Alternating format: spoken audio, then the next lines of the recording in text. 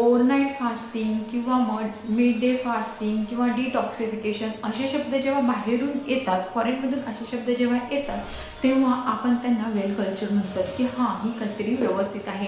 पण जर आपण म्हटलं की उपवास करायचा तर आपल्याला ते ओल्ड फॅशन वाटतं. पण आपल्या आयुर्वेदात उपवास या शब्दाला खूप जास्त महत्त्व आहे.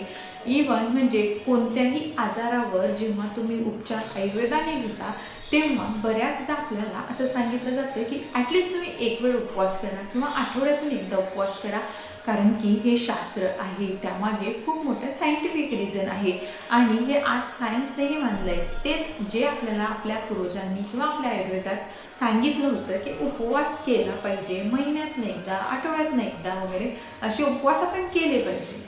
ते आपण ऐकलं नाही. पण जेव्हा आज शास्त्रज्ञांनी शोध लावल्यानंतर ते जेव्हा सांगतात की डिटॉक्सिफिकेशन करायचे, ओव्हरनाईट फास्टिंग पाहिजे, तेव्हा आपल्याला ते पटतं. आणि आता प्रश्न असा आहे की उपवास खरंच फायद्याचा असतो का? तो केला पाहिजे का? कोणी केला पाहिजे? त्या दिवशी काय खाल्लं पाहिजे? आणि नेमकं आपण उपवास पकडल्यानंतर आपल्या शरीरात काय होतं, हे सगळं आज जाणून घेणार आहोत. नमस्कार, मी अश्विनी आणि आपल्या या चॅनलवर तुमचं सगळ्यांचं मनापासून स्वागत. तुम्ही चॅनलवर नवीन आला असाल तर चॅनलला सबस्क्राईब आणि व्हिडिओला पूर्ण बघून लाईक जरूर करा. तर उपवास हा आपल्याला आधीपासून सांगितला गेलेला खूप महत्त्वाचा पार्ट आहे. पण आजकाल त्याचा अतिरेक जास्त झाला आहे. म्हणजे आपण उपवास फक्त पकडतो तर त्यामध्ये ते साबुदाणा खिचडी, बटाटे, रताळे, त्यामध्ये अजून बरेचसे फ्रूट्स असतात. त्यामध्ये बायकांनी बरेचसे शोध लावले, त्याचे चिप्स बनतात, चकल्या बनतात, डोसे बनवतात बायका, चपात्या, भाकरी, काय काय बनवतात. पण या सगळ्याला आयुर्वेदाने मान्यता दिलेली नाहीये. तुम्ही उपवास पकडता म्हणजे त्या दिवशी जे आपण नेहमी खातो त्यापेक्षा कमी खायचंय किंवा मग नाही खायचंय, हा मेन आपल्या उपवासाचा मुद्दा आहे किंवा उद्देश आहे. फॉर एक्झाम्पल आपण जर एक एक्झाम्पल घेतलं तर एखादी कंपनी असेल ती 24 तास चालते, पण एक दिवस त्याला मेंटेनन्ससाठी एक ब्रेक घ्यावाच लागतो. अजून एक एक्झाम्पल आपण घेऊ शकतो की मुंबईची लोकल ट्रेन ती दररोज 24 तास दररोज धावते, पण तिला सुट्टीच्या दिवशी मेंटेनन्स घ्यावाच लागतं. रविवारी ती लोक मेगा ब्लॉक घेतात का? कारण की जर तो मेगा ब्लॉक नाही घेतला एखाद्या वर्किंग डेच्या दिवशी ती बंद पडेल आणि सगळाच खोळंबा होईल. असंच आपल्या शरीराचं आहे. आपल्या शरीराला एखादा दिवस तरी आराम हवा असतो, आपल्या पचनसंस्थेला आराम हवा असतो. म्हणून ते डिटॉक्सिफिकेशन म्हणजे ॲटलिस्ट तुम्ही 12 तास तरी तुमच्या शरीराला आराम द्या असं सांगितलं गेलं आहे किंवा आपल्या आयुर्वेदात सांगितलं गेलं आहे. महिन्यातनं किंवा आठवड्यातनं एकदा तरी तुम्ही एकदा तरी तुमच्या पचनसंस्थेला आराम दिला पाहिजे. म्हणजे काय होतं, आपण ज्या दिवशी उपवास पकडतो आपण जर कमी खाल्लं किंवा नाही खाल्लं तर काय होतं की जे आपण ऑलरेडी भरपूर जे खाल्लेलं असतं ते पचत जातं किंवा आपली जी चरबी म्हणून आपली जी जमा होते ती एका म्हणजे शरीरात कुठेतरी साचत जाते. आणि जर आपण जेवलोच नाही किंवा काहीतरी इंटेक केलंच नाही तर शरीर काय करतं, बाहेरून जर अन्न भेटत नसलं तर आतमध्ये जे एक्स्ट्रा आहे त्याला म्हणजे ते त्यांच्यामधून जे प्रथिनं वगैरे आहेत ती शोषून घेतं आणि आपल्या शरीराची जी गरज आहे ती पूर्ण करतं.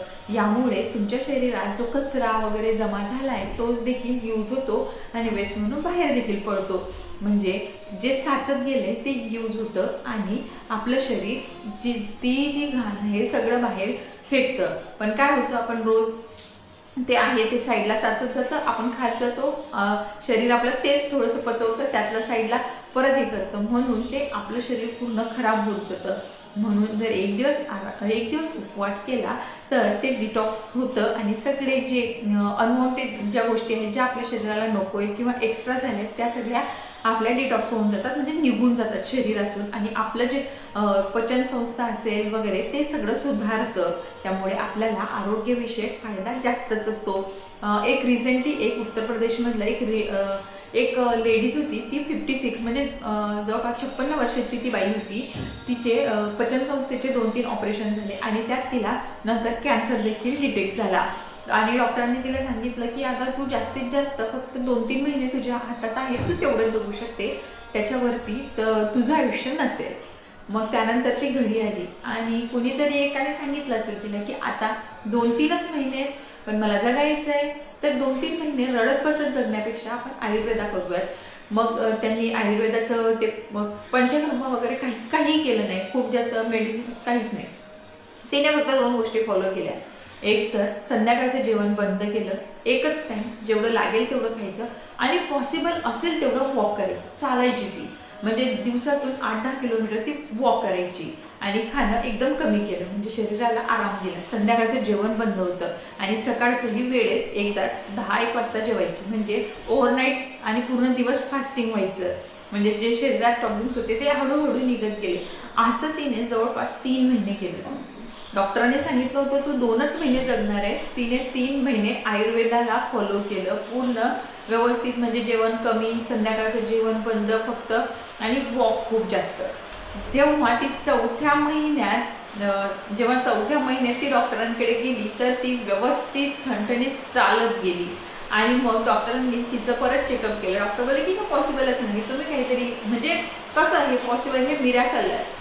तर डॉक्टरांनी परत तिचे सगळे रिपोर्ट्स चेक केले, परत तिला CT स्कॅन वगैरे केला आणि त्यांना धक्का बसला की हे पॉसिबल कसं झालं.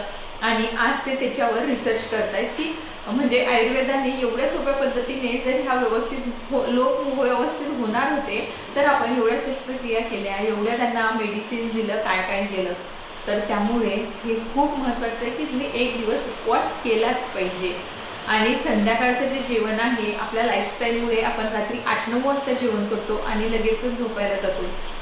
तर हे जर ज्यांना कोणाला शक्य आहे त्यांनी जर सूर्यास्ताच्या आधी जेवण केलं, म्हणजे जवळपास 6 ते 7 दरम्यान, जास्तीत जास्त 8 वाजेपर्यंत तुम्ही जर जेवण केलं आणि त्यानंतर 2 ते 3 तासानंतर तुम्ही झोपायला गेलात तर तरी देखील तुमच्या शरीराला त्याचे फायदेच आहेत. अगदीच उशिरा जेवण करायचं, जेवण करू आणि लगेच झोपायला जाऊ, ह्या गोष्टी जर टाळता आल्या तर त्या निश्चितच टाळल्या पाहिजेत. आणि आता उपवासाच्या दिवशी मग उपवास कोणी करायचे? जर बऱ्याच जणांचं असं असतं की मी उपवास केला तर माझं डोकं दुखतं, मला भूक लागते किंवा मग वॉमिटिंग होते, असे बरेचसे प्रॉब्लेम होतात. तर हे प्रॉब्लेम फक्त त्याच लोकांना होतात ज्यांना ॲसिडिटीचा प्रॉब्लेम आहे किंवा मग त्यांचं ॲसिड ऑलरेडी भरपूर प्रमाणात वाढले. त्या लोकांनी उपवास टाळले तर चालतात किंवा मग जे तुमच्या ॲसिडिटीला मेंटेन करणारे, म्हणजे वमन वगैरे करून असं जर तुम्ही मेंटेन केली तुमच्यासाठी तर तुम्ही उपवास करू शकता. आणि आणि बाकी लोकांनी जर उपवास तुम्हाला शक्य असेल तर फक्त दूध किंवा ताक किंवा एखाद दुसरं फळ असे जर खाऊन तुम्ही उपवास करू शकत असाल, तुम्हाला पॉसिबल असेल तर तसे उपवास तुम्ही नक्की करा.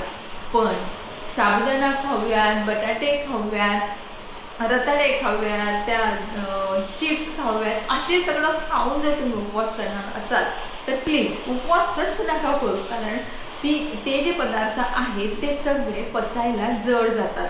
म्हणजे बटाटे, रताळे किंवा साबुदाणा हे सगळे पदार्थ पचनासाठी हेवी आहेत. मग हा उपवास करून तुमचा काहीही फायदा नाही, शरीराला उलट तेच पचवण्यासाठी 2-3 दिवस एक्स्ट्रा लागतील. त्यामुळे जर उपवास करणारच असाल तर पूर्ण याच्याने करायचा, म्हणजे आपल्या शरीरालाही फायदा होईल, आपलं मनही शांत होईल आणि देवाची प्रार्थना देखील होते. कारण आपण ज्या दिवशी उपवास पकडतो आपण देवाची आराधना करतो, म्हणजे देवही प्रसन्न होईल, तुमच्या इच्छाही पूर्ण होतील आणि तुमच्या शरीराला त्याचा फायदा देखील होईल. त्यामुळे नेक्स्ट टाइम उपवास करा, पण आपल्या शरीराला त्याचा त्रास होण्यापेक्षा आपला फायदा होईल अशा प्रकारे उपवास करा. Thank you so much. आज इतकंच.